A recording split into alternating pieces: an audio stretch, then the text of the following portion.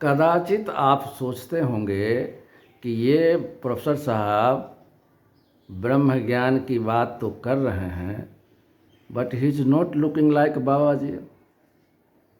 क्योंकि हम सबके मन में यह धारणा बनी हुई है कि बाबा जी ही भगवान की तरफ जाते हैं। दाढ़ी बढ़ा हो, बाल बढ़े हों, कुछ हमारी अपनी धारणा है। गेरुआ वस्त्र में लिपटे हुए हों, यह सब मुनियों का भेष है। भेष जब तक रहेगा, that means you are confined. आप एक दायरे में सीमित हो गए। मैं आपको एक उदाहरण देता हूँ। आपने मिथिला नरेश महाराज जनक का नाम तो सुना होगा। मैं उसी मिथिला का हूँ, बड़ा गौरवान्वित होता हूँ जब मैं मिथिला शब्द सुनता हूँ तो मैं बड़ा हर्षित हो जाता हूँ, क्योंकि मैं मिथिला का हूँ और मेरे खुशी की कोई सीमा नहीं रहती है। तो आपको मैं मिथिला की वो बात बता दूँ कि अपने सनातन संस्कृति में भगवान व्यास जी महाराज कितने बड़े ज्ञानी थे।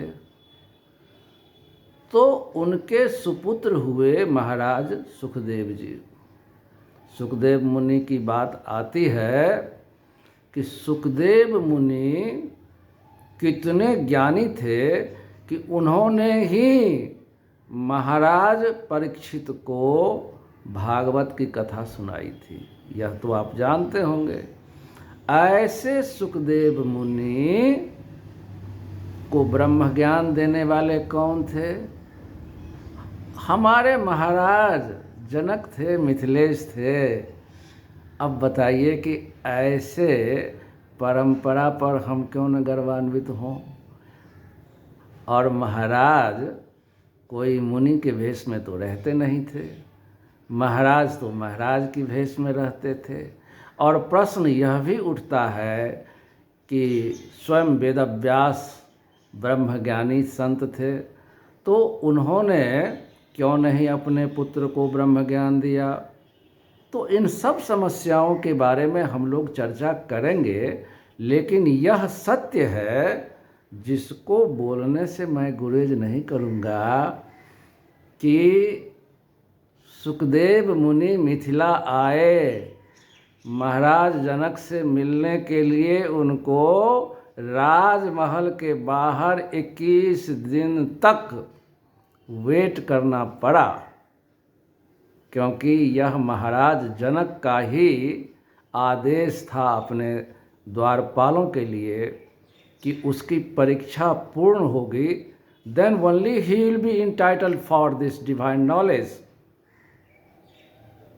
अब आप समझिए कि महाराज जनक क्या ऋषि की तरह लगते थे, मुनि की तरह लगते थे?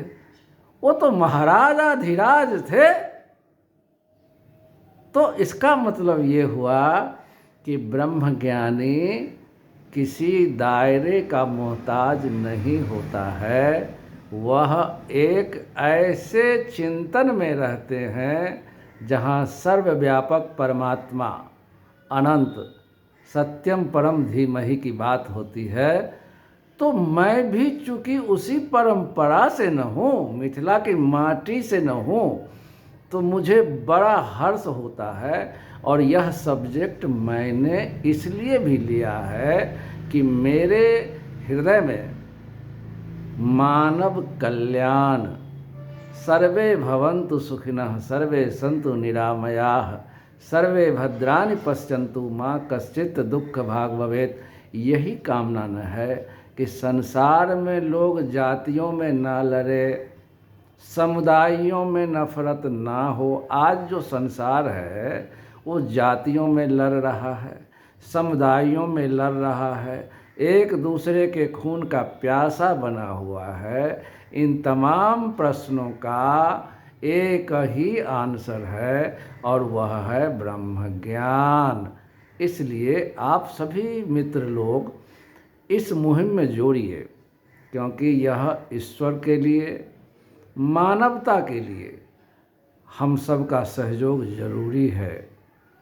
आप सभी जितना ज़्यादा से ज़्यादा लोगों तक इसको सब्सक्राइब करवाइए, एक आंदोलन की तरह इसको फैलाइए। हमारे इस डिवाइन नॉलेज का लाभ समस्त विश्व करेगा, सोचेगा, समझेगा, तो अपने देश का भी नाम ऊंचा होगा कि नहीं।